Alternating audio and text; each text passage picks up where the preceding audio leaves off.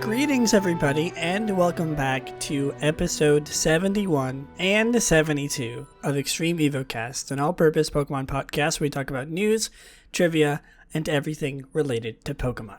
This is episode 71 and 72 because if you've been listening to this podcast for long enough, or you just know how it works, I like to, whenever I skip an episode, I don't like to just skip an episode. I like to go back and the next time I do an episode sort of do a double one because I like being on schedule. I sort of have this I know exactly when episodes are going to come out and I sort of plan around that, so I don't like to have that be all messed up. So this is sort of and brace yourself. If you're standing up, sit down, because I'll make you sit down. With the title of this episode, which is the BDSP Mega Episode Part 1. And I know what you're saying. It's already 2 episodes in one. Why is this only Part 1? Well, because the reason why this episode is a two-parter is the reason why I had to skip last episode is because I was too busy with finals in school to record last episode. I sort of just decided to skip it because BDSP had just come out. And if you listen to last episode, I was hyping it up. I was like, okay, next episode's going to be about BDSP. And I wasn't wrong. But I just did not have enough time to completely play through the game as much as I'd want to before the episode of Evocast. And I'm glad that I decided to do that because I didn't want to just talk about it. I didn't want to just talk about like my first 2 hours of the game because of finals and school. That's all I got to play at the time, like 2 weeks ago or whenever that was. And so, I didn't want to just talk about the first 2 hours of the game. I wanted to wait and talk about it then. And even then, this episode is already like a week late. Again, because of finals, I did not have enough time to finish the game until like 3 days ago as of recording this episode. So I really, really just wanted to finish the game, at least the story, which brings me to my next point, the fact that this episode is a two-parter. Because, like I said, I have not had enough time to actually finish the game in its entirety. I've finished the story. I've done the game. I pretty much did every single thing there is to do before the post-game, quote-unquote. I talked to, every trainer. I explored every little area. But I did finish the story. So this episode is going to cover the main story of Pokemon Brilliant Diamond and Shining Pearl, and sort of how I feel about the game, what it's all about, what's my general consensus. And then next episode is again going to be a two-parter because I am not recording an episode. I'm pretty sure the day that I'm supposed to record next episode is 2 days before Christmas, and I'm going home, and it's going to be a big debacle to try to figure that out. So I'm not going to do it. I'm going to just wait until I'm back at school on January 3rd or something like that, so I can, so I'm going to take my time, I'm going to play, I'm going to do the rest of the game, I'm going to play the rest of the game, the post-game, over break, and then I'm going to talk about it. I'm going to talk about it next episode, and I'm going to sort of wrap up my thoughts. Don't get me wrong, though. This episode is still going to be chock full of BDSP content. It's just going to be long because I haven't talked about things in a while. So yeah, that's pretty much what's going on. I apologize, of course, for being so late with things. It doesn't really matter in the long run. It's not like there's too many people who actually listen to it on the day it comes out. I think that's just sort of how it goes with a lot of podcasts. A lot of people like to just binge them. So it doesn't really matter in the long run. But just know that the reason why I've been taking things so slowly and haven't been able to do everything on time is because of finals in school. And of course that always takes precedent over my hobbies, especially things like Evocast. No offense to my lovely viewers, but I do have school.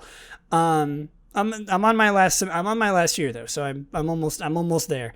But yeah, this episode is going to be covering most of the game, I would say. Like, the main game. Like, a lot of people who aren't necessarily, like, Pokemon fans or, like, have, are super into Pokemon as much as I am, or a lot of people, might just finish the game here. They might just, they beat the champion, they beat the Elite Four, and then they're like, okay, I'm done. Maybe they played a little bit, maybe they, a lot of people don't do that. I'm going to, like, do everything there is to do. I'm going to do, like, the battle tower. I'm going to do everything like that. After the fact, I'm going to explore the underground more, of course, on what I'm actually going to be covering in the later episode later.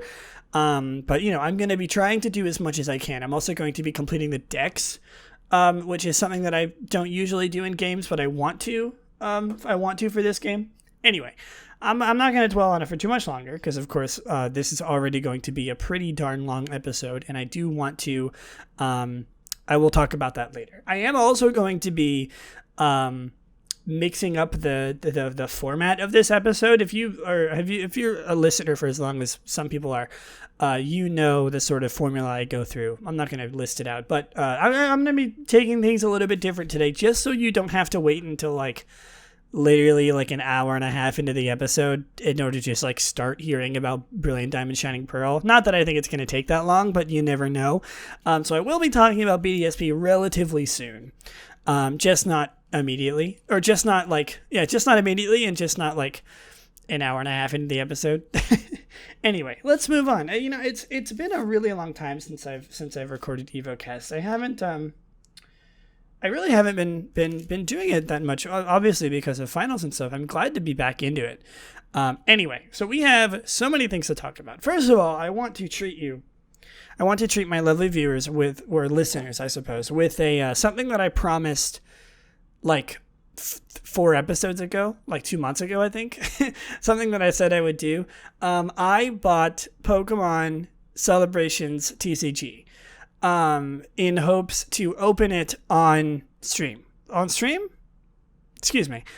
episode. And so I wanted to start off today's episode, if you can hear. You can't hear it. It's like I'm crinkling it. I expected it to make more sound. It's really not making that much sound. I have 2 Pokemon trading card game Celebrations 25th anniversary packs here. So I'm going to open this up right now. Let's do it. Let's open these. These have been in my dorm for like almost 2 months, and I've been waiting to open them. Okay, I got it open. I don't know the trick. I don't know what you're supposed to do. I don't know I guess I could, hold on. I want to look this up. Cause I want to do the trick where you like get the super cool one last. Card order. I don't know what to look up for this. Oh, I don't know. All right, I'm not gonna worry about it. Let's just do it. I have this one open. Ooh, I'm so excited. I haven't opened a TCG pack in so long. All right. I'm gonna just start from the back. So first up, I know you can't see it. I'm sorry. Trust me, if I could like record myself doing this, I would, but I'm going to just talk about it. You'll have to trust me. I could definitely just like lie about what cards I get, but you'll have to trust me. First is a Mew. I don't know if that's like the super rare one or not, but there's a Mew. It's like, ooh, it's holographic. Oh, I got the birthday Pikachu, the promo holographic birthday Pikachu. I got Yveltal. And I got Xerneas. Hey, I got like the duo. That's fun. Okay, well I got Xerneas, Yveltal, Mew, and I got the birthday Pikachu. I wonder, the greedy person in me is wondering how much these are worth. I'm going to look up the birthday Pikachu. I'm gonna see. I want to see how much what this is. What this is priced at. All right, I don't think they're anything special. I just looked at it for a while. It's like some of them are priced really crazy, but I think that might just be like mint condition. It's holographic. I don't know if all of these are holographic. I might actually write my name on this one. This is kind of special to me. It's cute. I like it a lot. Yeah, I don't think it's worth anything special. All right, let's move on. I'm very excited about that. Let's move on to the next one. I only have 2, unfortunately. I could only afford 2. Let's do it. They I don't think I ever said it. I don't think I really ever talked about this. They were all sold out. I could only find single packs, and so I bought 2 single packs for like $15. Like both of them together, not each. I would not pay that much. I would say it's worth it. I was never focused on getting my money back, obviously. This is just like for fun, but man. All right, it's open. Let's start. Let's do this thing. Put away the stupid like TCG promo code. Let's start. I got Lunala. Nice. Very pretty card. The cards are beautiful, by the way. They're all like legendaries and Pikachus and like some of the like the old starters and stuff. Okay, we got Lunala. Xerneas again. That's a little unfortunate. Double Xerneas. Next up, Lugia. Nice. I'm pretty sure they're all like a cool holographic. They're so cool. The art is really, really nice. I don't really have the light on in my room very well, so I can't really see very well, but... And finally, oh, how fitting. Dialga. I didn't get Pearl. I didn't get Diamond, unfortunately. But hey, pretty good pulls. I don't think any of these are necessarily worth anything, but it's still fun. I like that I got it. I'm so happy that I got the birthday Pikachu. That is so exciting. I might actually write my name on this and like frame it on my wall, or like put it in a frame or something. You know, I mark my words. I will do that. All right. Well, I'm not gonna put them back into the bags, into the packs right now, but. So it was fun. I hope, I hope it was worth the like 2-month wait. So funny story about these. I originally thought that these were the wrong packs. I thought that I had accidentally ordered the Happy Meal like starter Pokemon celebration set. I'm really glad to realize that that's not true and that I actually did order the correct packs. There was only 4 in each of them, which is interesting. I didn't know that that's how it worked, but definitely not as much as like a normal card pack. But hey, that was fun. I'm glad that I finally did that. I'm gonna sort of I'm gonna put these off to the side and keep them in a safe place. I don't want to ruin them. I'm gonna put them over on my windowsill right here, just for safekeeping. All right, we're done. Let's move on. So, because I haven't been here in a long time, there are so many things to talk about. News galore right now. And first up, we have probably the biggest news of the episode, and I'm being honest with you. First of all, real quick, Pokemon Center is getting UK. It's getting a UK release, which is something that hasn't been a thing. It's only been in Japan and in the US and Canada. So really nice to see that we're finally getting people in the UK, people in Europe getting some support for Pokemon Center. Hopefully less shipping costs, shipping times, things like that. And of course, it makes the merch section of my own podcast a little bit more relevant to more people. So I'm not opposed to it. I'm also just happy that people are getting support in other countries for Pokemon merch. More Pokemon across the globe. Anyway, so we got some news for Legends Arceus. First of all, a new form. A new form for a new Pokemon. They sort of teased it out as time went on. It was like it started off with like a couple hints, and then they got more and more. I didn't really even actually see the leaks or like the teasers for a while. I kind of just saw it when it was finally out. Everyone kind of already knew that it was Legends, or that it was Voltorb, Hisuian Voltorb, because of like some leaks and stuff. But it's nice to see that it's finally a thing, and I will say it is adorable. Let me look at what actually is about Hisuian Voltorb. If you haven't seen it yet, by the way, I very much recommend you go and do so. Voltorb was revealed in December 2021 after a small promotion showing Pokeballs on the official site. That's what it was. I remember that. Yeah, so there's a blurb here. This Pokemon is always in high spirits and has a friendly personality. However, It discharges its stored electricity all at once from the hole in its head when it gets excited, so it frequently shocks humans and Pokemon in its vicinity. Even the slightest provocation can set off such a discharge, so in human settlements, Hisuian Voltorb is considered a nuisance. Tales of people temporarily plugging the hole on Hisuian Voltorb's head and kicking it out of settlements are not entirely uncommon, which is really sad, obviously. Which, is sad. Another example of people sort of, making Pokemon evil through neglection, aka, Hisuian Zorua, and now Voltorb. It's so cute. Who would ever want to neglect this little guy? He's super adorable.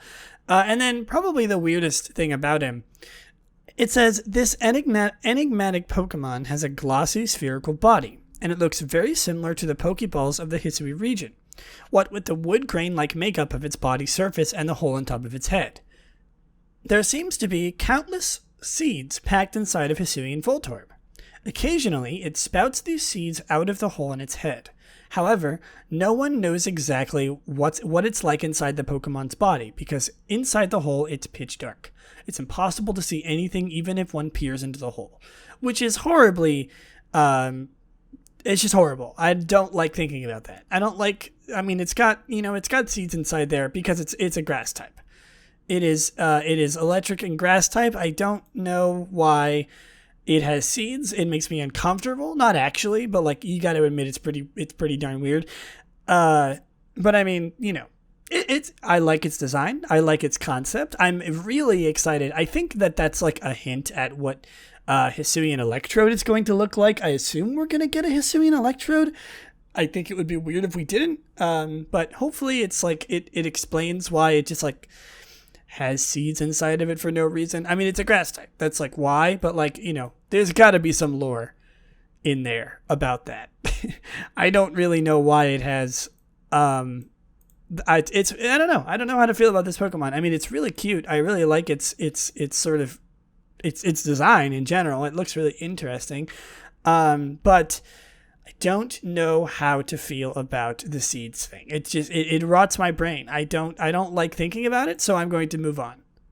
And now we have some more Legends Arceus things. We had a trailer. I think it was literally today.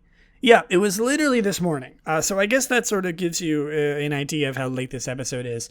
The 15th of December, we got a new trailer for Legends Arceus, including the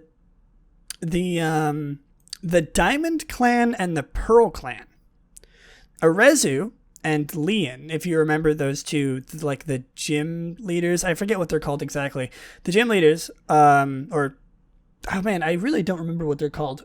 It's escaping me. But those two are from the Diamond and the Pearl Clan, respectively. These clans pay respect to the Pokemon they call lords and ladies, such as noble Pokemon. So I assume the noble Pokemon, which is if you remember the Scyther, the new Scyther, is one of those noble Pokemon. Adaman, who is probably, I will say, if you haven't watched the trailer yet, I can't really explain what they look like in an audio medium, but the designs are so good, just even better as time goes on.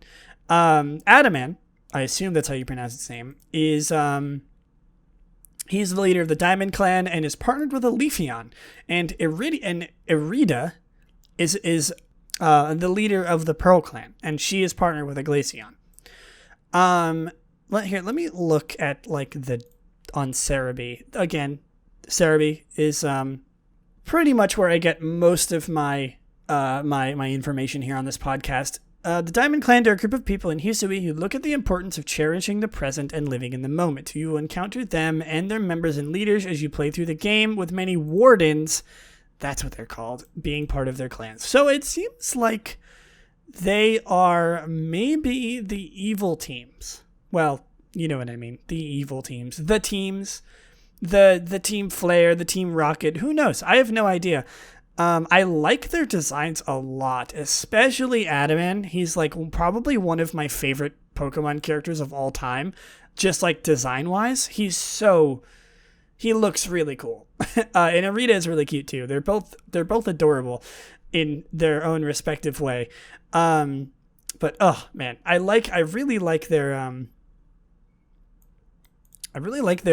thing. I think it's going to be like a Team Aqua, Team Magma situation, because it says the Diamond Clan look at the importance of cherishing the present and living in the moment. And then the Pearl Clan is they look at the importance of valuing the spacious land they share, which I don't necessarily know if they are, opposing each other. But like, I think that in the trailer they definitely had a little bit of argument, it seems. So I think that they're going to be sort of opposing forces like Team Aqua and Team Magma. Oh man, sorry. I'm looking at Adaman again. I love his design. He looks so good. Like, take he looks so good however you please, but like, oh man, I really, really, really like his design. It's so nice to look at, just in general. Anyway, the Diamond and the Pearl Clan, they seem to be very involved in just like everything, and I like it a lot. I like it, obviously, the whole joke is it's like Sinnoh and the Diamond and Pearl games, but they also appear to be based around the lustrous orbs and the adamant orbs. In fact, they have like little crystals on their body, and like the general shape of like some of the designs on their body is of the adamant orb and the lustrous orb. So I assume they're going to have some kinds of, relation to the Diamond and Palkia. And finally, there is the Ginkgo Guild. And the Ginkgo Guild is, quoted from Cerebi, a group of people who travel around the Hisui region and provide sales of various items you will need through your travels. It is run by Ginter, but you'll encounter others, including Volo, as you travel. And these are just like one-off characters. But yeah, again, another little guild, just like world building. I like the like they might have some kind of, stance in the story. I don't necessarily know. They seem to be, like another like a third party. I don't necessarily know if they're nearly going to be as important, but the fact that they were sort of revealed at the same time is strange. Telling, I think. Also, sorry, I'm watching back through the trailer again, just like muted, and I absolutely adore the face that the protagonist makes when one of them sneaks up behind him. His face just goes like from completely like deadpan to just like this stupid surprised look, and I'm absolutely obsessed with it. Because it's supposed to be like he's like boo, and then the protagonist is scared, but like the face that he makes is so funny. Anyway, yeah, I mean, I'm really excited to see how all of them sort of fit into the story, and it's so good having new content. I mean, the games are coming out soon, in like a month. My God, that is so weird to think about. I'm probably only gonna have like one more episode before I talk about this game. I don't know, by the way, if I'm going to be streaming the game. I was really happy not streaming BDSP, and I probably won't stream Legends Arceus only because I just like don't have the time. If you've been following my streams, I know a lot of people who listen to this podcast don't necessarily also watch my streams, but I have been taking a break from streaming just to like focus on school and like giving myself a break from streaming so often, working on some personal projects, things like that. So I'm going to be taking a break from streaming until I get out of school. And so that probably means that I won't be like necessarily want to be streaming this game, though I might make an exception. I'm not sure. I'll talk about it sort of as time goes closer, but I was really happy not streaming BDSP because I just like wanted to just play a game on my own time. And because I've sort of just like checked out of the thought process of streaming, it'll probably stay true with Legends Arceus. I don't know. I'll update you as I go along. I'll make some posts on my Twitter if you want to keep track of that. But for now, let's talk about Pokemon. So we're gonna move on to the news. the actual news. And first up, of course, is Pokemon Go. Pokemon Go is there's a lot of stuff. There's like by the way, I'm not going to be talking about like events and updates that have passed, things that are already over, because why would I talk about them? I'm really only going to be talking about things that are happening soon or are happening now, just to sort of lower my workload for this episode, because it would be insanely long if I talked about literally everything, and I don't necessarily think that's like good things to talk about. So this completely disregarding my rule that I just made for myself. The Shanks Community Day, almost just said Community Gay. The Community Day has just passed, or it passed a little while ago. And I did actually get a chance to play Pokemon Go on the day of the Shanks Community Day. I was like, oh. I was walking somewhere and I was like, oh, I could definitely play and like see if I could catch any Shanks. I didn't get any shinies, unfortunately, but I did participate, which is good. I don't really have any time or necessarily motivation to participate in a lot of Pokemon Go stuff nowadays, but it was fun. I enjoyed opening the game again for the first time in a really long time, and I enjoyed catching Shanks. It's something that I haven't done in a long time, and another Community Day has passed, one that I actually got to participate in, and another one is coming soon. In fact, it's in like 2 days. 3 days. 2 days as of this episode coming out. And it's customary to the sort of December Pokemon Go Community Day that happens every year. It says, this is coming from Cerebi. Niantic have announced the next Pokemon Go Community Day on December 18th and 19th will focus on all of the Pokemon from 2021. With the 2021s, that's really confusing. The 2020 Pokemon appearing in eggs and raids. There will be a 50% hatch distance, 2 times catch experience, and 2 times catch Stardust. And from December 17th to 19th, you'll have a 25 reduced cost for trades and extra special trade a day. Machop, Roselia, Swablu, Gibble, and Snivy, and Fletchling will spawn more on December 18th, while Eevee, Duskull, Shanks, Tepig, and Oshawott will on Sunday. It's always a nice time for the December Community Days to be sort of, a collection of like every single Pokemon from the past year. It's a big one. Again, I know it's only like 2 days from now, but if you were listening to this and it's almost there, remember to get like literally every single Pokemon that you might have missed. I might actually. We'll see.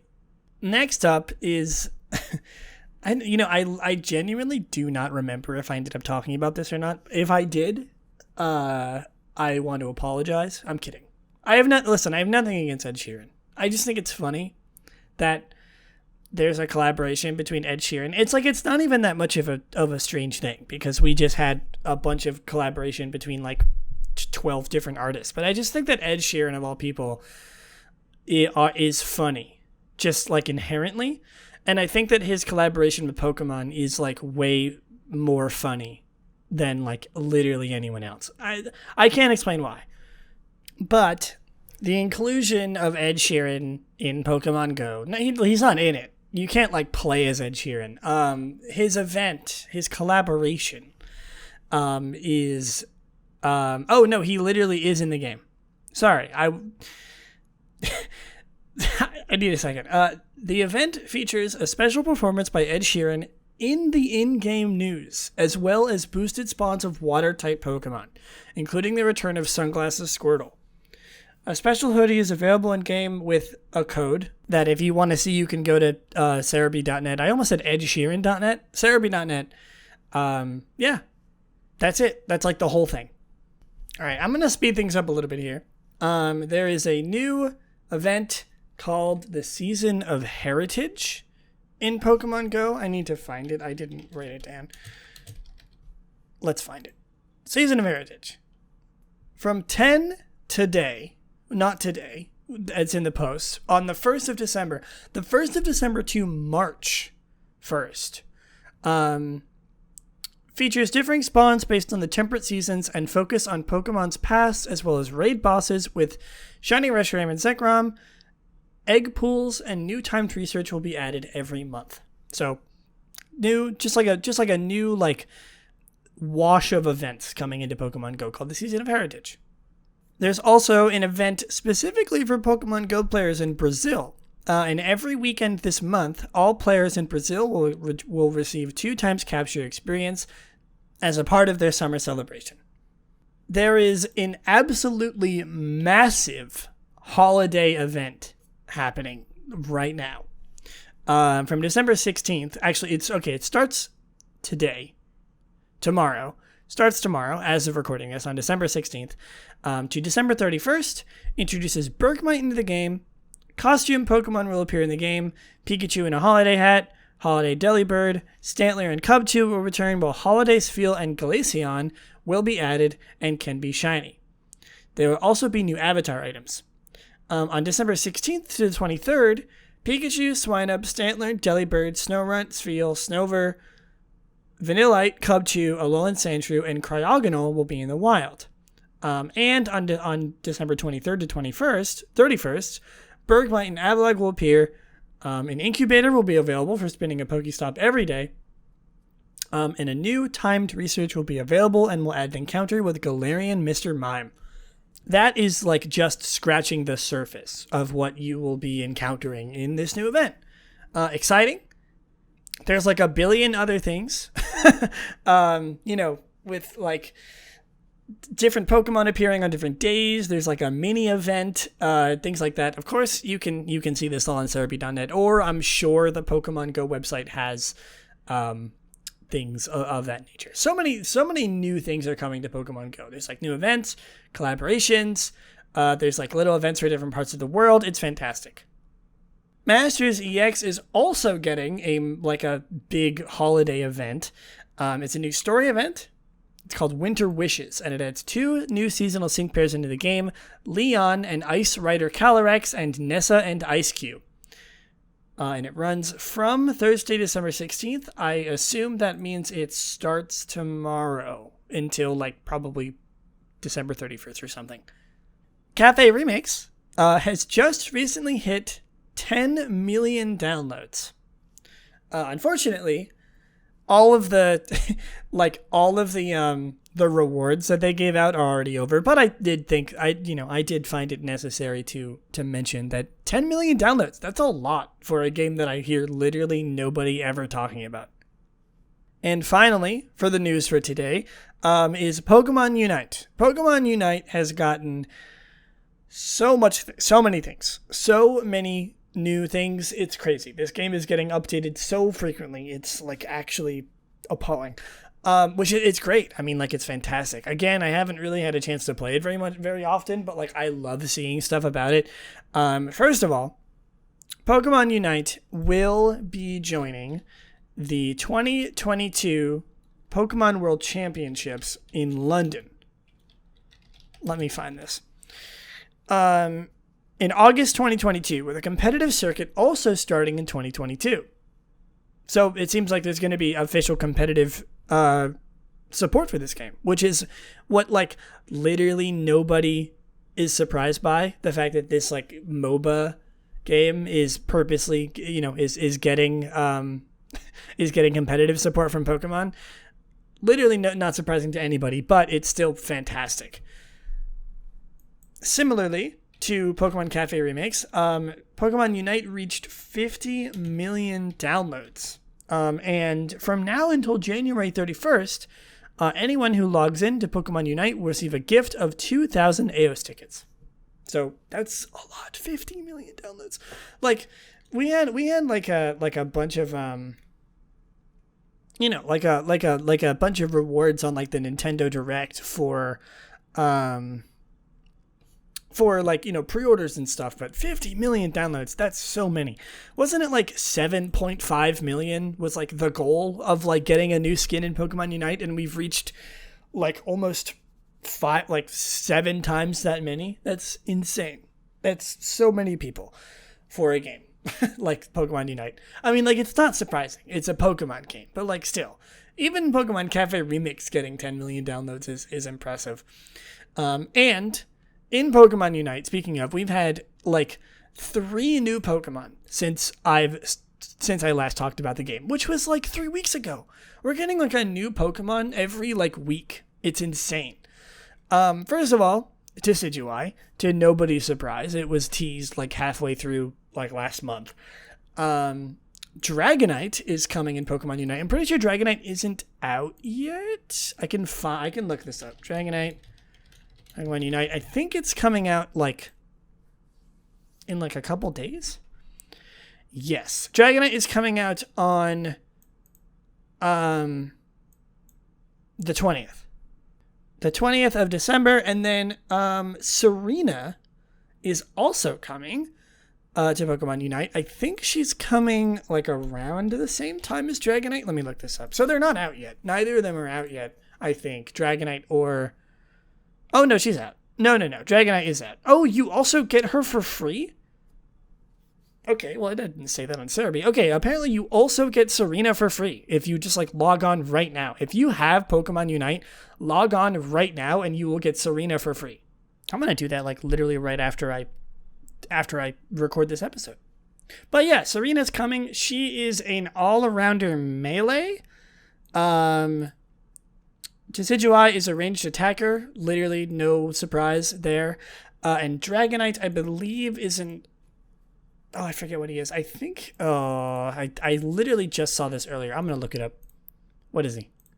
He's a ranged all-rounder. So we have a ranged attacker, a melee attacker, and a ranged all-rounder. So we have a sort of, like a triangle. I'm excited. I haven't played Decidueye yet. I haven't really played since like like a couple characters. I haven't had time, but like, oh, man, I'm excited about getting Serena for free. That's really exciting. I might pick up the game again over the course of winter break, but we'll see. And with the new Pokemon coming in, I want to commemorate a new segment. My breaks have sort of found necessary that a new segment be created, which I'm calling the HoloWare Speed Round, because the game just adds so many new costumes to this game that it's hard to keep track of them all.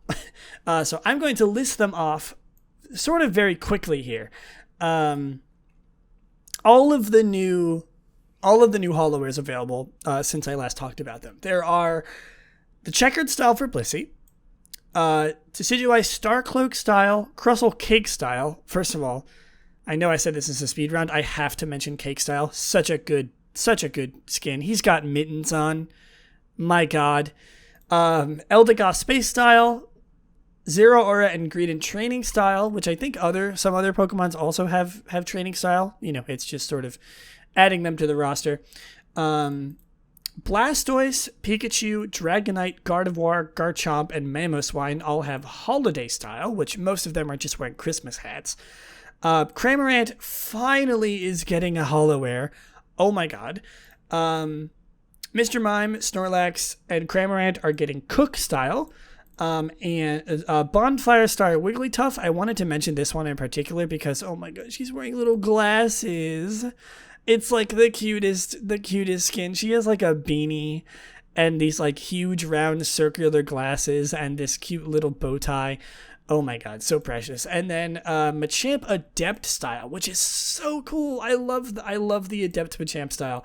It's super cool. He's wearing like a almost like a martial arts kimono. It's really weird. I will say, like, the one thing about Pokemon Unite, they have some banger skins for their Pokemon. I've mentioned this before in the Pokemon Unite episode, but like, have we ever gotten a Pokemon game with like different skins in it? Like we've had character customization and stuff, and obviously you can change some of the costumes in Smash of the Pokemon, but it's like, oh man, I love getting like new skins for Pokemon. It's really fun. It adds a lot of like more, personality to some already really loved Pokemon, and I think it's fantastic. All right. Before we move on to talking about BDSP, really quick, I'm gonna talk about. I'm gonna do a segment. I'm gonna do 2 segments actually, and then I'm gonna move on to talking about BDSP, and then after BDSP, I'm going to talk about merch, and then we'll end it off there. So, first of all, I want to introduce a new segment to Evocast. As like a, as sort of a debut for like the mega episode, I want to start looking into even more just like random obscure things. I don't feel like I talk nearly as much about just like random obscure things about Pokemon, because that's what I love. I love just like how in depth this franchise is and how much stuff there is about it. And so every episode, I'm going to try to come up with a fun fact that a lot of people might not know. The average Pokemon fan might not know. And today, the name is pending. I don't know what I'm going to call it. I'm going to come up with something silly for it, but for now, it's just called Fun Fact Segment. I don't know. We'll see. If you have any suggestions for what I could call it, something silly, something trivia related, I am all for it. But did you know that the reason why Pokemon moves are called, or that specific Pokemon moves like Thunder Jolt, Thunder, and Thunder Shock, those category of moves are called Thunder, is because of two things. Partly, it's not like completely known exactly why, but mostly, well, because the question is, why is it called Thunder when Thunder is the sound and like the actual electricity is lightning? It's not. You don't call it a thunder strike. It's a lightning strike. So why isn't it called lightning in the game? There's a couple reasons. One, because the Japanese word for lightning and thunder are very similar to each other. I believe it means both, either of them. That could be a reason why. It could also be, which is the sort of the theory that I think is true. This is less of a fun fact and more of just like a brain teaser. But the word lightning is longer than the word thunder. So in order to fit the names of the moves onto the Game Boy, with their limited, I think, 12 character sort of text, they had to rename it to Thunder instead of Lightning, like Thunder Shock instead of Lightning Shock, because Lightning Shock is too long. Same reason why Feraligatr is spelt that way. Feraligatr was supposed to be named Feraligatr spelt with an ER instead of an R, just an R, or an OR, I suppose, instead of it just going T to R at the end of its name. But it was too long, so they had to shorten it. So, fun fact: the limitations of the technology at the time certainly did influence the names of certain Pokemon and moves. All right, let's move on to everybody's favorite segment where we talk about a random Pokemon every single episode. Today's Pokemon is number 270. If you can guess it, I would be surprised or impressed, I suppose is a better word for it. I'll give you a second. 270. It is Lotad. Lotad is a dual-type water grass Pokemon introduced in Generation 3. It evolves into Lombre starting at level 14, which evolves into Ludicolo when exposed to a Water Stone. Lotad, it has the ability Swift Swim or Rain Dish. It has Own Tempo as its hidden ability. It is a 50-50 male-female ratio. It is 1 foot 8 or 0.5 meters and only 5.7 pounds or 2.6 kilograms. I guess it makes sense. It needs to float on water, or I guess on the surface of the water. Lotad is interesting. I like, as someone who grew up with Hoenn being their favorite games, a generation, I mean, I really like Lotad, just like in general. I had Ruby. So I don't think you could, I don't think you could get him in Ruby at all. But obviously, like, trainers had him and stuff. And then I got Emerald, and I'm pretty sure I used a Lotad on my team. I really, really liked Lotad. Ludicolo and Lombre are a little bit less so, I would say, like Pokemon that I enjoy. I don't really like them as much as Lotad himself. Lotad is such a classic. He's so cute. He's just like a little guy. He's just there. He's just chilling. Just like a really solid design in general. I really, really like Lotad as a Pokemon. Again, Ludicolo and Lumbre, not necessarily my favorites, but they are what they are. I like them. I appreciate them for what they are, but Lotad is far superior, just like in general, in terms of design. It's so cute. I love Lotad. Anyway, I'm going to stop just like gushing about it. Let's look at some trivia. So, got any trivia? Anything interesting about this Pokemon? Lotad. Lotad's evolutionary family has a unique type combination. Really? There's no other grass-water types? I almost don't believe that. Are there really no other grass-waters? There can't be, right? Yeah. There's no other grass-water types. That's crazy to me. Only water-type Pokemon in the grass egg group. They're the only Pokemon with a dual egg group of water and grass. The only Pokemon that can have Rain Dish without it being their hidden ability. Lotad is tied with Sunkern for having the lowest base defense of all grass-type Pokemon. Yikes. Makes sense. And Lotad can be seen as a parallel to Seedot. Both of them are grass-type Pokemon. Generation 3 Pokemon are a part of a 3-stage evolutionary line who evolve into their evolved forms at or above level 14, and whose secondary evolutionary event utilizes an evolution stone. I want you to know that took me like 4 tries to say correctly. Lotad is exclusive to Pokemon Sapphire, while Seedot is exclusive to Pokemon Ruby. Yeah, that makes sense. We know this. I've said it before and I'll say it again. Lotad is just like a fantastic design. It's super cute. I love this Pokemon. Let's look at the most important thing in the when we talk about a Pokemon, a random Pokemon of the week. If they are in Generation 3 and below, we of course have to talk about their mystery dungeon lines.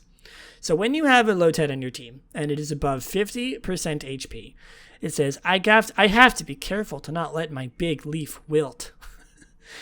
Below 50% is, oh, this is not good. My health is down by 1/2. From below quarter HP, it says, I've had it. My leaf is dried out. And on level up, it says, look, I've leveled up. My big leaf is lush and green too. That's all he cares about. He just wants his leaf to prosper. And can you blame him? That's like the whole point of this guy. He's a big leaf boy.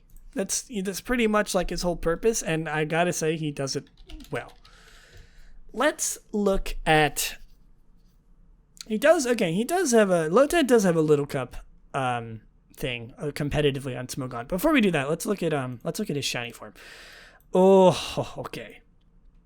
I really like Lotad's shiny form. It's, oh man, what a fantastic color scheme.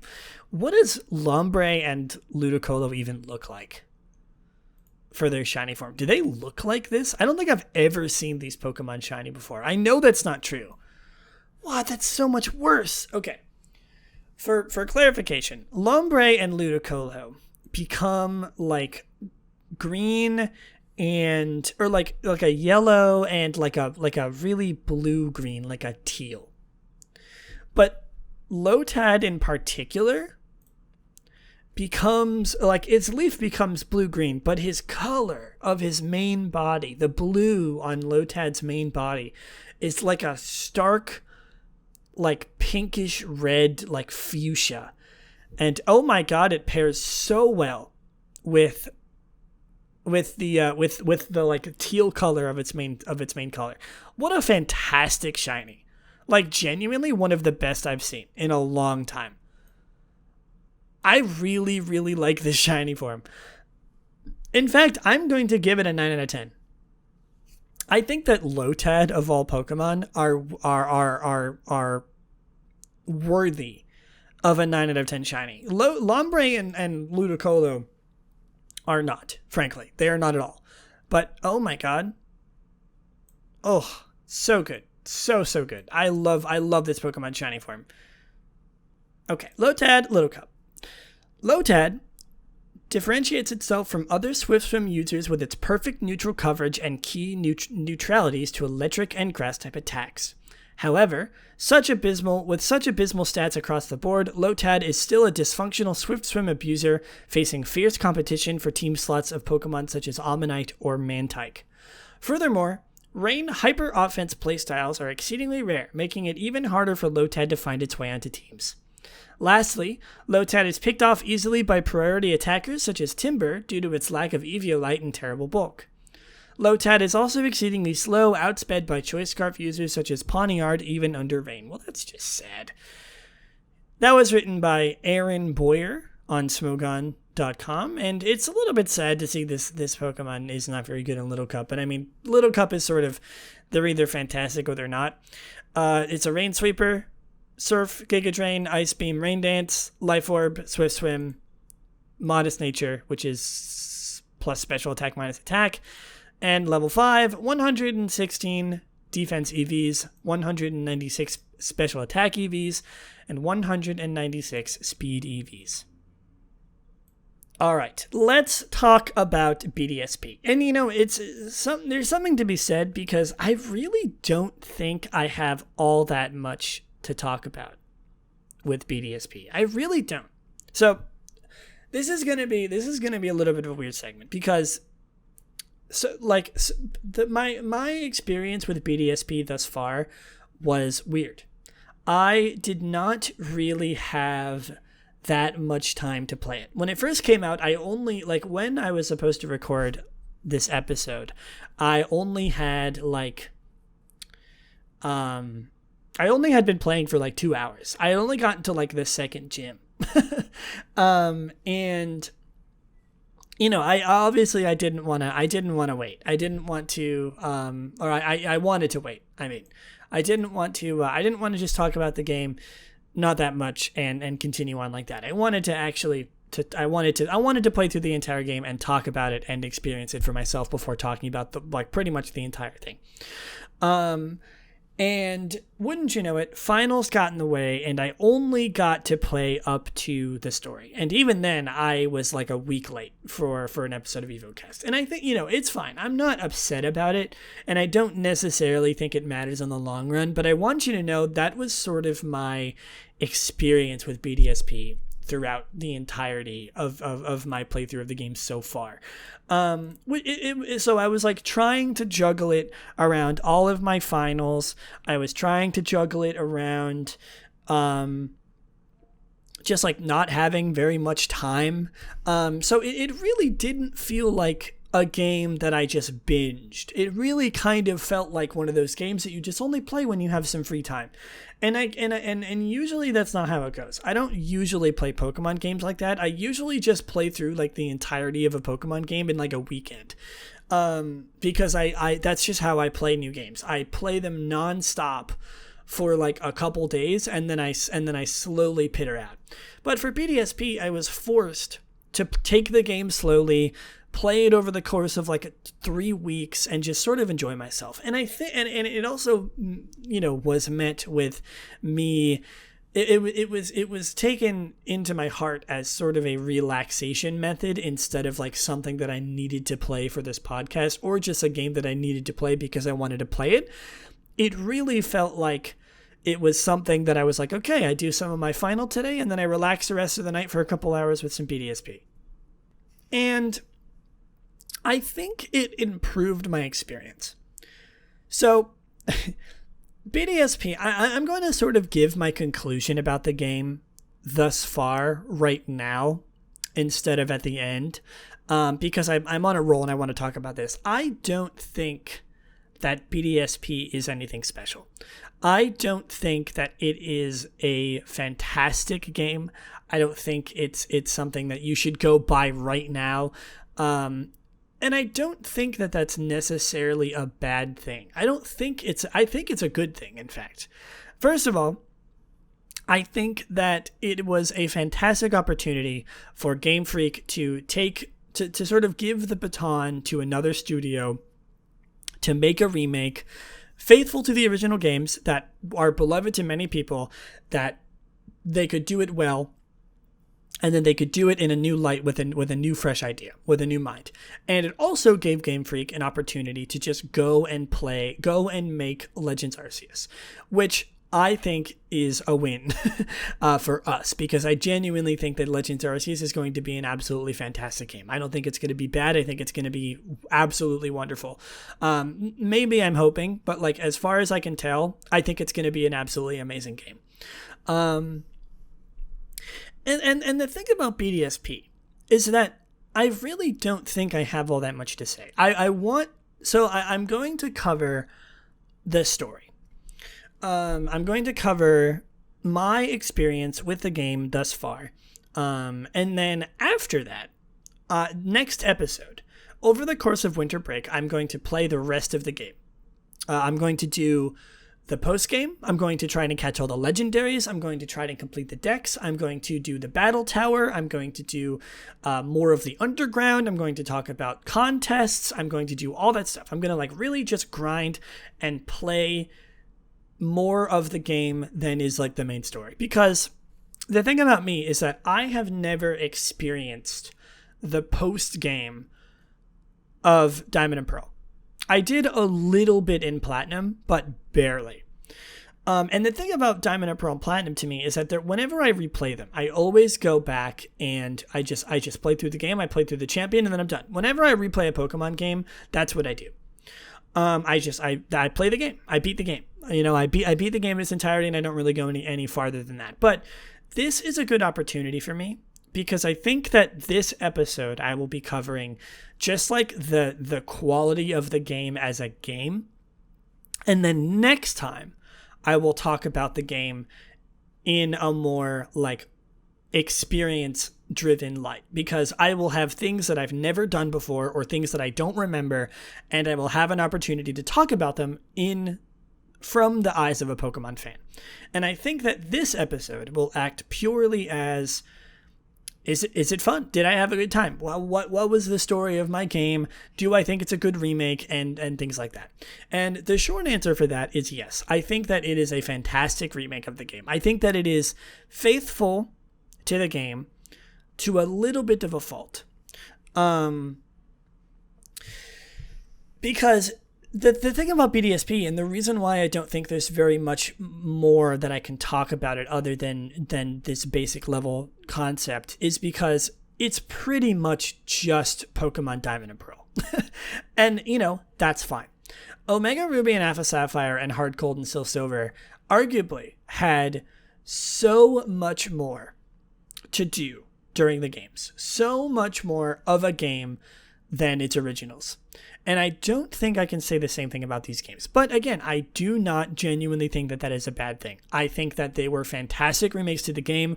I loved seeing the updated games. I loved seeing all of the new, all of the things that I loved about these games as a kid be brought into a new, high definition light, which is one of my main points of this episode. But It really genuinely just kind of felt like I was playing through Pokemon Diamond again, or Pokemon Pearl again.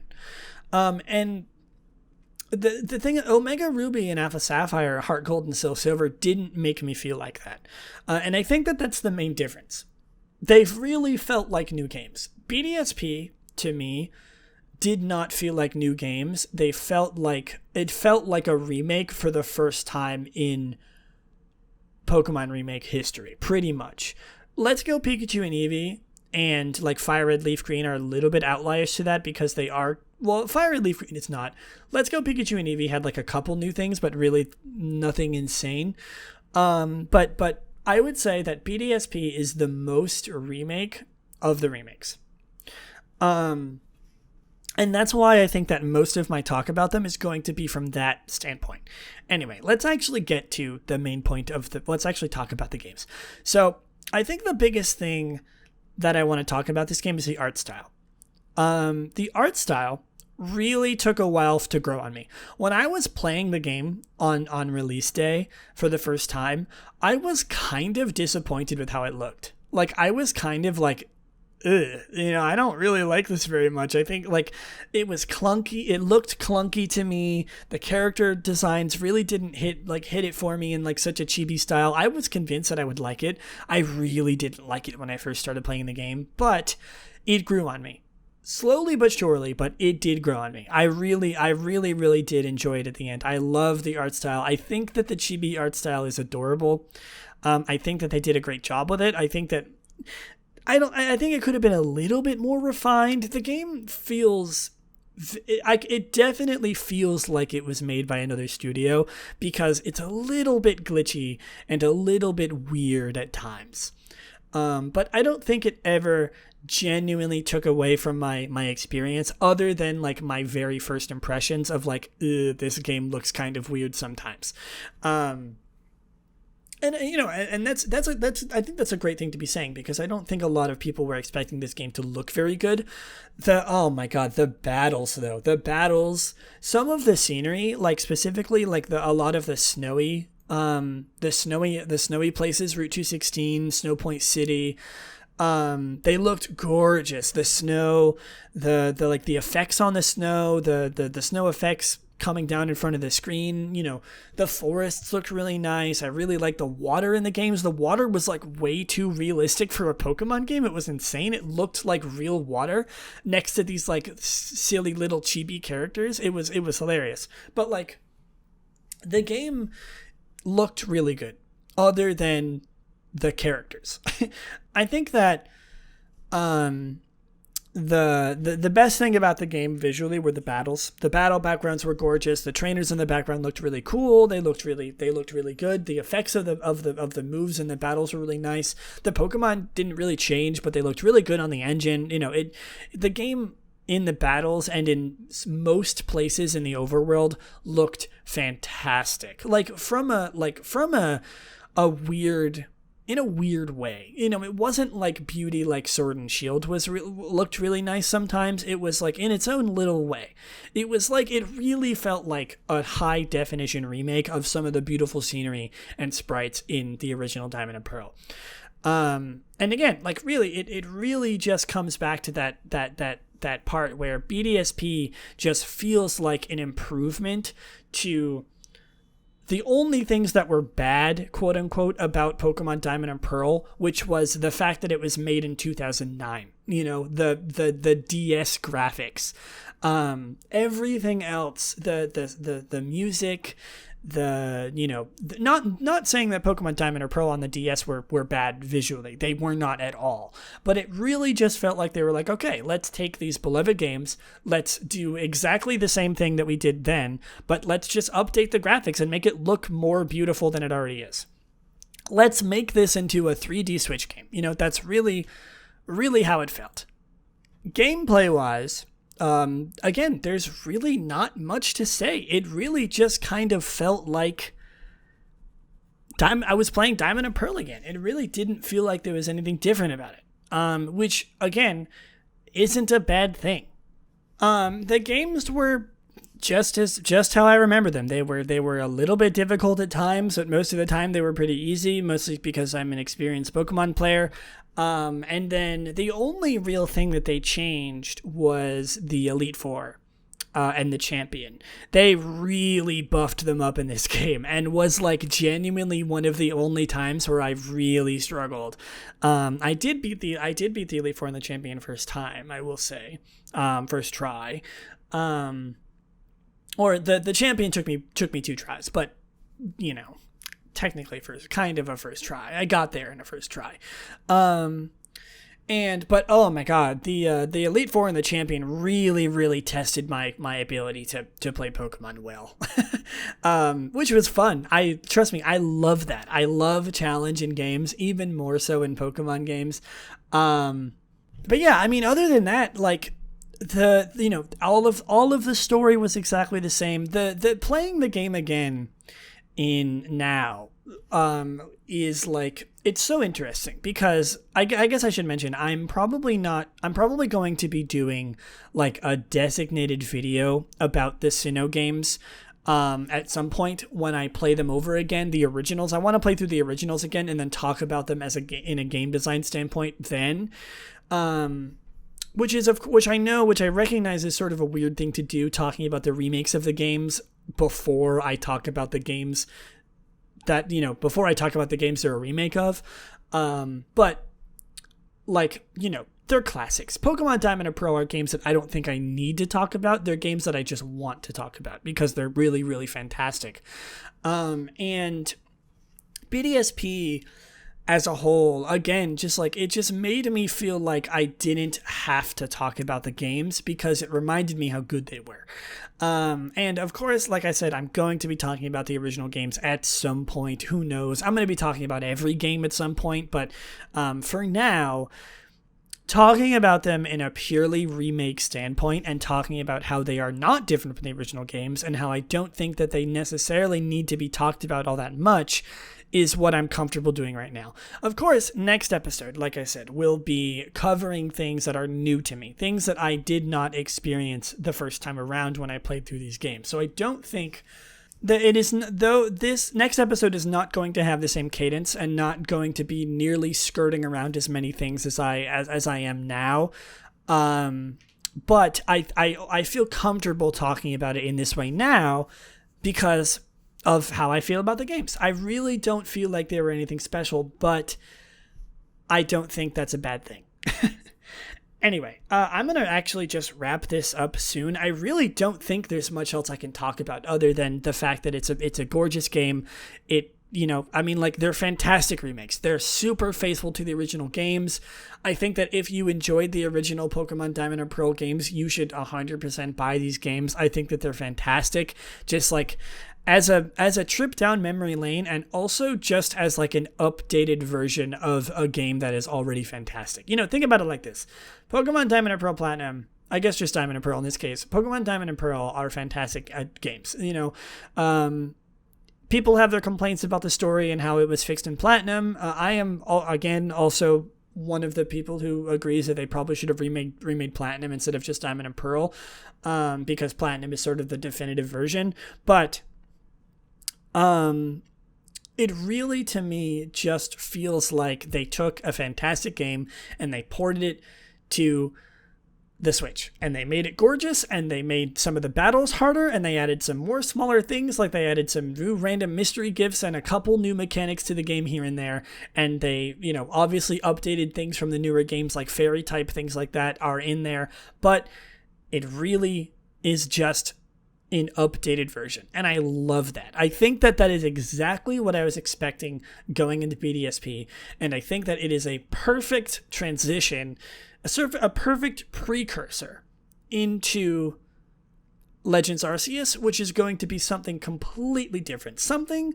that reminds us of how great Pokemon Diamond Pearl Platinum is, just like in general, and is sort of just like a trip down memory lane, not introducing anything new to the picture, and just kind of making an already amazing game even better in its own special way, is exactly what they should have done before Legends Arceus, which is going to be, who knows, and I think that's all I really have to say about the game for now. Of course, next episode, please tune in, because I will be talking about things that I've never experienced before in Pokemon, the Battle Tower, the legendaries, things like that, Giratina, all that jazz. I've never really done that before in the original Diamond and Pearl, so I'm excited to experience new things and really dive deep into that part of BDSP, the more the beef, the gameplay aspects of it.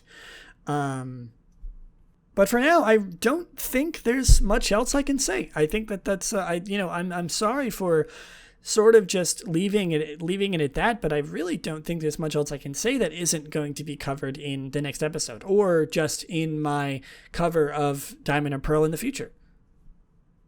Oh, I forgot to talk about my team. Okay, I'm going to list my team off real quick, if you're curious.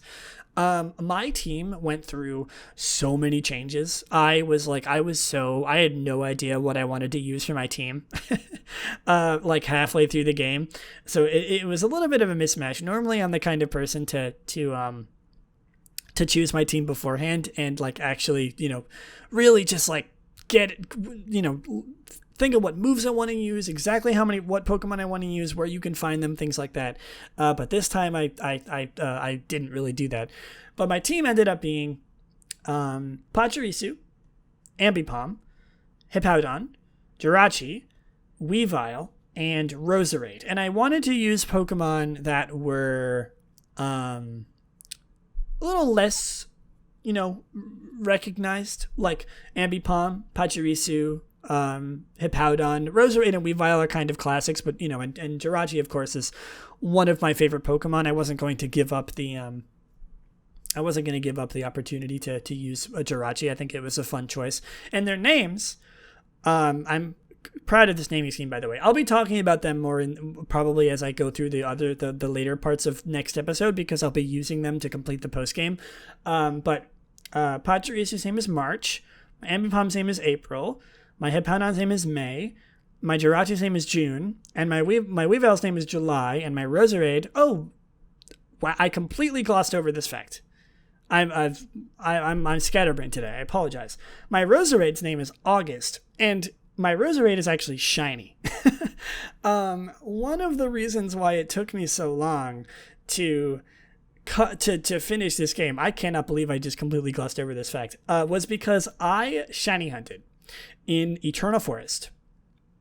Though, when you go in with Cheryl, when you do double battles and stuff, I shiny hunted with Cheryl for 24 hours total of the game to get a shiny Budew. And I did. I got it eventually. I was hoping for a Baniri, but I did end up getting a Budew, and I had to sort of change my team around. I was originally going to use a Zubat on my team, but I switched to I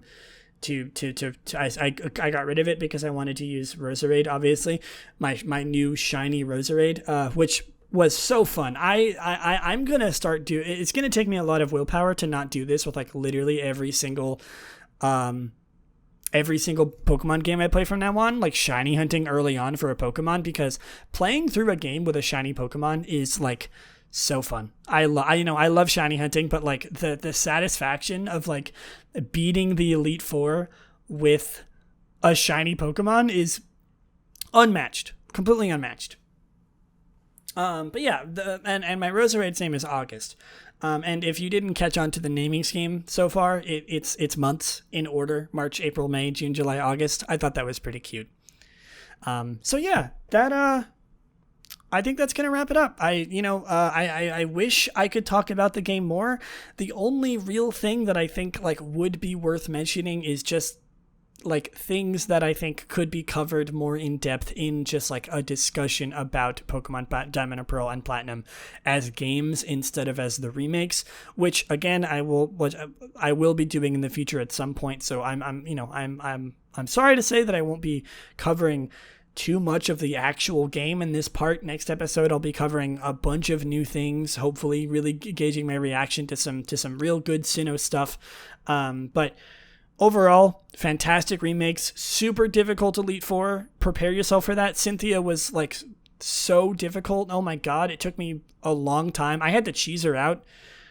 So hard. It was really difficult, which is something I was not expecting. I'm glad that like one of the only thing they changed about the core mechanics of the game was how difficult the Elite Four is, and I hope that they keep that thought into the post game. I don't know if the post game is like super hard, but I'm hoping that it is. So yeah, in conclusion, if you like the original Diamond and Pearl games, or you've never played them before and you want a updated version on the Switch, the remakes of Pokemon Diamond and Pearl are, I'm almost tempted to say better, only because they are super, like, they are just like upgrades almost completely to the original games. If you can get past the art style of the original games, or of the remakes, I mean, and you are not sort of taken in by nostalgia, if you are not someone who enjoys playing older games for the nostalgia purposes, or just to like, to see what the hubbub is all about with older games, if you are someone who just likes playing games and you want a game with a much better upgraded graphics, you like the art style, or you think it's something you could get used to, then I would 100% recommend Brilliant Diamond and Shining Pearl. Or if you want a trip down memory lane of utterly fantastic, classic Pokemon games, then these games are for you. But at the same time, I would not feel bad for skipping them because they are pretty much just completely faithful remakes. And if you don't play them, I don't think you're missing out on much. And I say that in like the most positive way I possibly can. All right. Let's finish up the episode. We still have a little bit more to go through, specifically just like the merch, but then again, that's not really that much. So we're leaning towards the end of the episode here. First of all, I do want to say I'm sorry if I'm not nearly as confident in my ability to talk about a Pokemon game that I usually am. It's, this game is a little bit bittersweet to me just in the fact that it was like right in the middle of my big finals. It was stressing me out. Even this episode isn't free from like a little bit of the stress of finals. I'm fine, but like I definitely do not think that this episode nor my discussion about BDSP is my best work. And, obviously none of it is going to be my best work. But I just wanted to let you know that, tune in next episode because I will be much more composed. I will have played the game more. I will have much more to say about the game. And I'm very, very excited to do that. Anyway, let's look at some merch. First of all, we have some Japan exclusive merch. And I know that Japan exclusive merch is not necessarily the most interesting thing, but the Pokemon Daisuke Club has posted hands-on photos with prizes of Ichiban Kuji's upcoming Brilliant Diamond and Shining Pearl lottery. So we have like a bunch of things. I don't know what this is. I think it's like a lottery that you can win prizes from. But it has things like a comfy lap cushion, a Pikachu plushie, an Eevee plushie, a Piplup plushie, a blanket, lots of cute, very, very cute art of just like a bunch of Pokemon, very like, just basic Pokemon related content. Evolution stuff, little bags, little napkins, socks, all kinds of things. Very, very cute. Yeah. And of course, unfortunately, this is only available in Japan. But, there are certainly ways that you can get your hands on some things. Some Japan exclusive content from some Pokemon things. I'm sure there's places online you can buy them in the United States or any other country. Anyway, let's move on to some things that are actually available on the Pokemon Center online. So there's a Pokemon chess set. Oh, this one's really cool. It's like obviously it's a chess set. It's unfortunately only Gen 1 Pokemon, it seems, which is, unfortunate, but you know how Game Freak is. It's like a beautiful chess set with like silver pieces. I'm trying to see who all the pieces are. What Pokemon is that? Oh, it's a Rapidash. Okay, so the Magikarp are the pawns. I don't remember the names. Snorlaxes are the rooks. I believe that Rapidashes are the knights because they're horses. That's funny. I just got that joke. And then Dragonites are the bishops? ? I don't remember the names of chess pieces. And then of course it's 2 Pikachu as the king and the queen. Oh, it literally says in the description. Rapidash are knights, Dragonites are bishop, Pikachu your king and queen. Yeah, I knew it. I got it right. I'm amazing. It's like a Pokeball battlefield. It's really cool. I gotta say, this thing is really cool. And you can get it for yourself for a nice $200, $200 US. Honestly, not that bad of a deal for like something this really cool. It looks really nice. These are, of course, coming from Poke Jungle, is where I get most of my resources on Pokemon merch. And I'm not like sponsored by anybody. I just talk about these things because I think they're fun. What else is there? Oh, there's Nintendo Rewards. Piplup and Team Galactic phone rings are now available through the My Nintendo Rewards program. Let me take a look at this. What does that mean exactly? You can redeem points. Do I have any points? Hold on. Oh my god, I have points. I have 570 points. Can I buy this? Oh my god, I can buy this. I'm going to further the tradition of me buying things on Evocast. Let's buy this right now. Pokemon phone ring holder Piplup. I want the Piplup one. The Piplup one is cute. I'm opening my gift. Access now. I almost just read my code out loud. Well, it's free. Do I have to pay shipping? How much is shipping? Oh my god, I need to put in my promo code. Listen, I know that buying things on a podcast is not necessarily something that a lot of people enjoy listening to or do, but I'm doing it. This is a very strange common occurrence that I have all the time. That I do. I bought in like 4 things on Evocast before. I'm doing it right now. Shipping is literally free. I'm gonna buy this right now. $7 shipping? What? Well, what's the point of it being free if it's going to be $7 shipping? No, it's okay. I said I would do it. I'm going to do it. I'm hesitant, but it's fine. I'm always down for more Pokemon merch, and I can talk about it on the podcast. It's a win-win situation. It's a win-win situation for you guys. I don't know if it's a win-win situation for me because I have to pay $7 for it, but hey, I used my Nintendo Platinum points. I have to put my credit card information in. I thought I had it on the website. Hold on. Let me get my credit card out.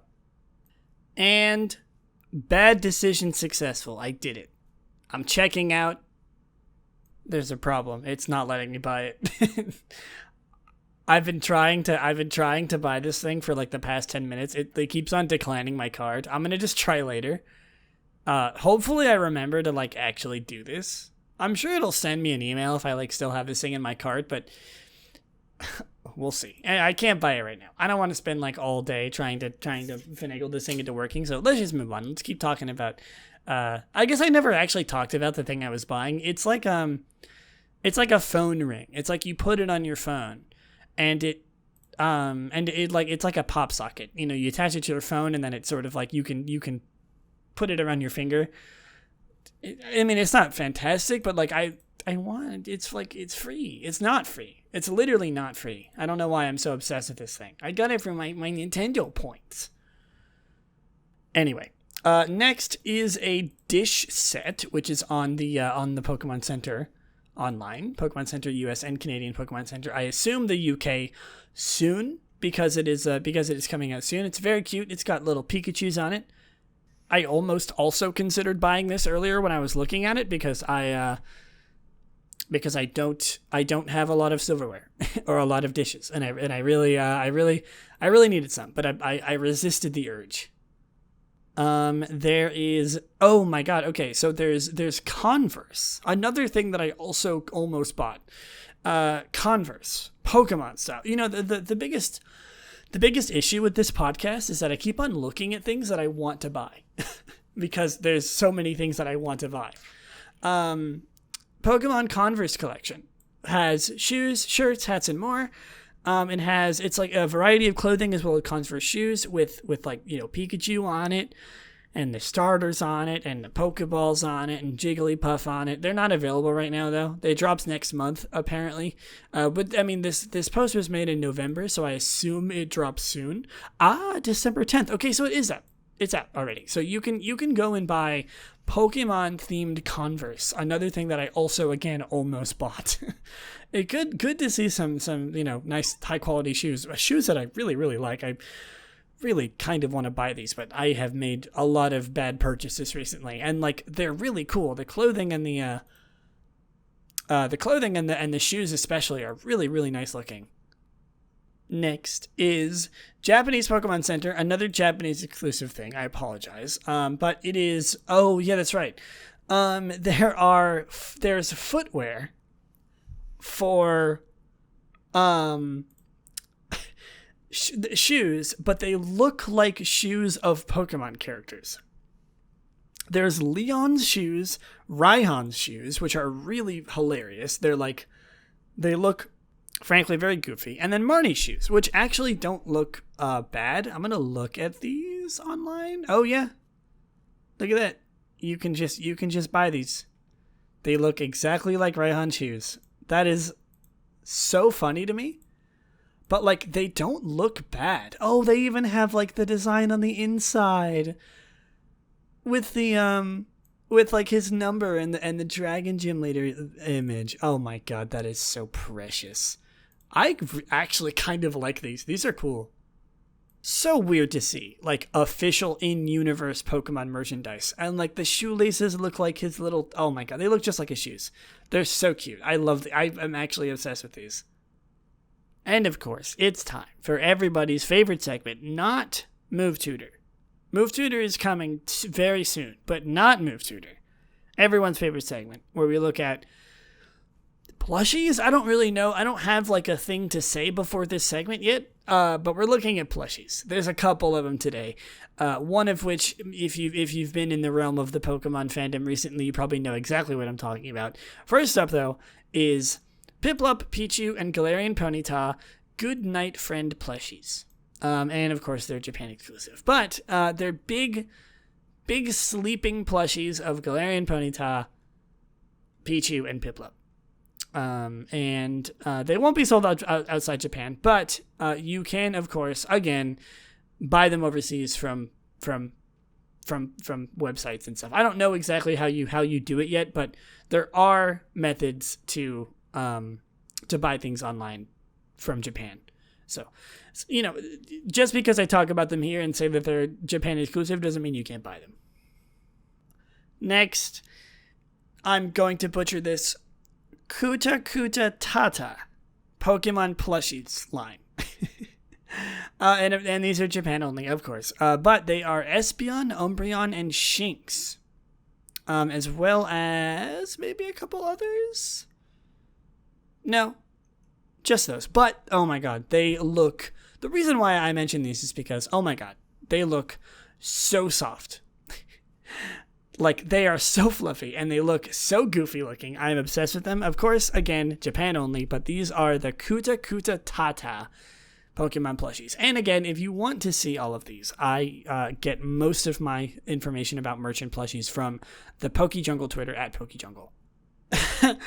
Okay, I'm gonna save these two for last because I think they're hilarious. Next up is a life... Oh my god, okay. This one is so cute. A life-sized Dracovish plushie. And this one is again from Takara Tomy. I think it might be Japan exclusive, but the caveat, it's a life-size Dracovish plushie, and it comes with a choice scarf and where is it? Yeah, a choice scarf and a choice band. So they come stacked competitively. And they're only $130. So they're like just like massive Dracovish plushies, same size as it is in real life, which is like 2.3 meters, and it's super cute. It comes with a choice scarf and a choice band. That is so precious. That is so precious. I'm obsessed with this. I want this so bad. If only it wasn't so expensive. But life-size plushies are a dream come true for Pokemon fans. It's the closest thing we'll ever get to having a Pokemon in real life. Next is Pokemon mufflers.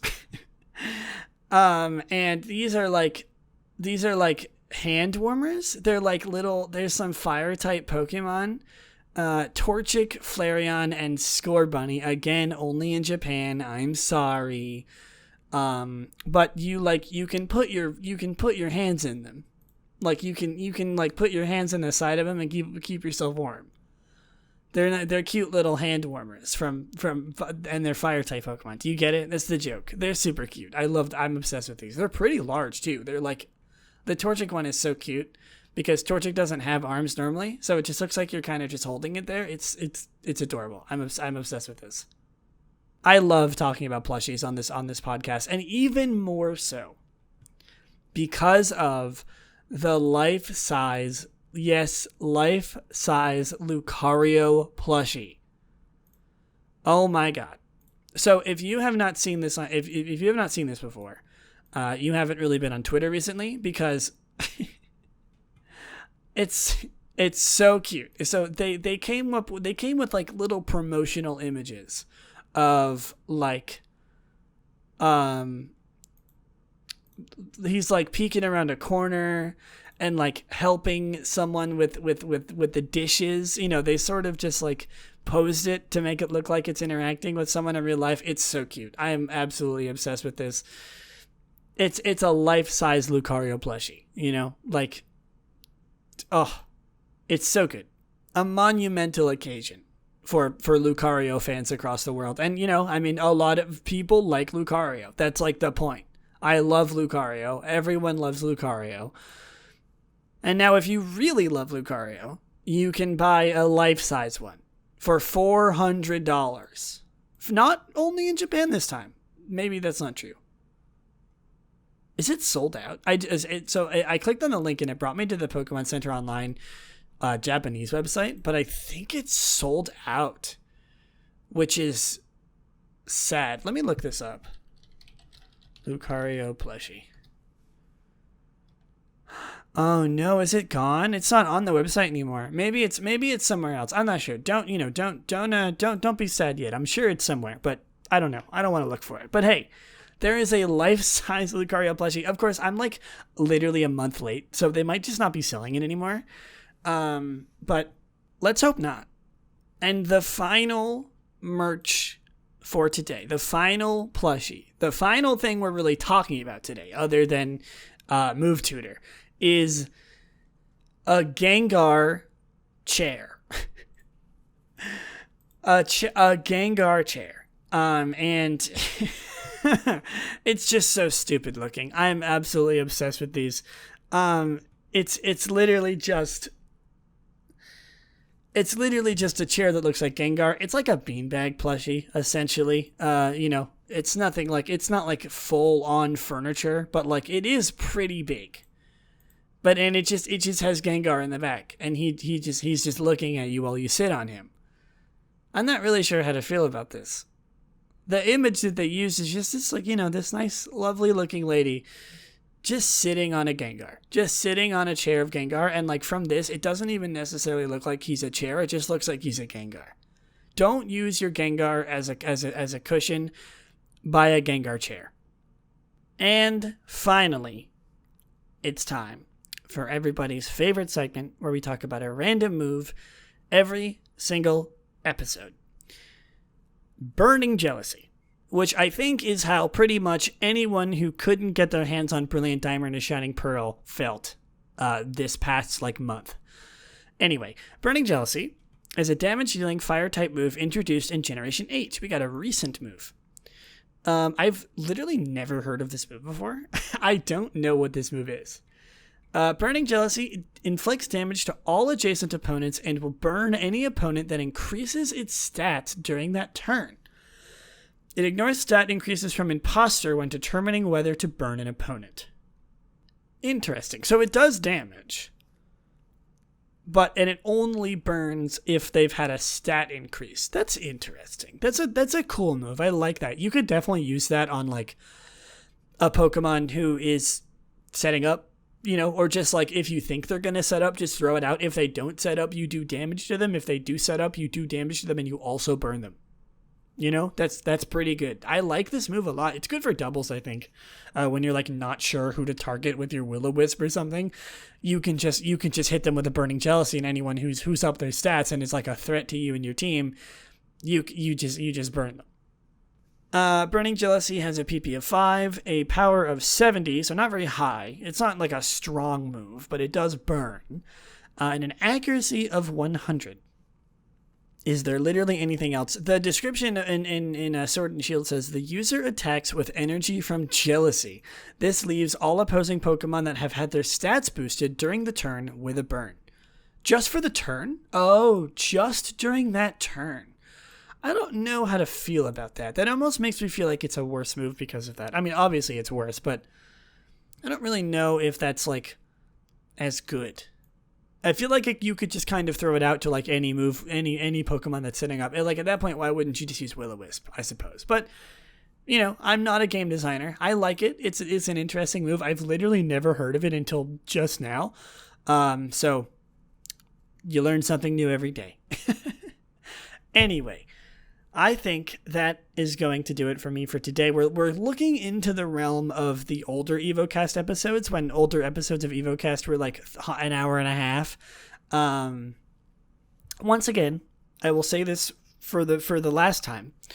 Be sure to tune in next time. I'm going to be skipping another week. I'm not going to be getting one out whenever the next one's supposed to come out. I'm going to be waiting until like January 3rd, 4th, 5th, whenever I can get an episode out. My winter classes start during that time, so I'm not going to dwell on it. But tune in to that episode because I will be talking about the rest of BDSP. I'm going to be talking about it less of like a how is it as a remake, and talking about it more as like the most recent post-game game. Does that make sense? You know, like the battle tower, the shiny hunting possibilities, completing the decks, things like that. So tune in next time if you want to hear me talk more about BDSP and get a little bit more of an insight about my experiences with the post game in Diamond and Pearl. I never really did that as a kid, so it'll be new to me. And thank you so much for listening to this mega episode. Even then, it's just mega episode part 1. I hope you have an amazing rest of your day, and I will see you in the next one. Forgot to say, happy holidays. I suppose this is like the holiday episode. Not really much of a, of like a holiday theme this time around, but I hope anyone who's listened to this far has a wonderful holiday and an amazing new year. And here is to another amazing year for Pokemon fans. Bye.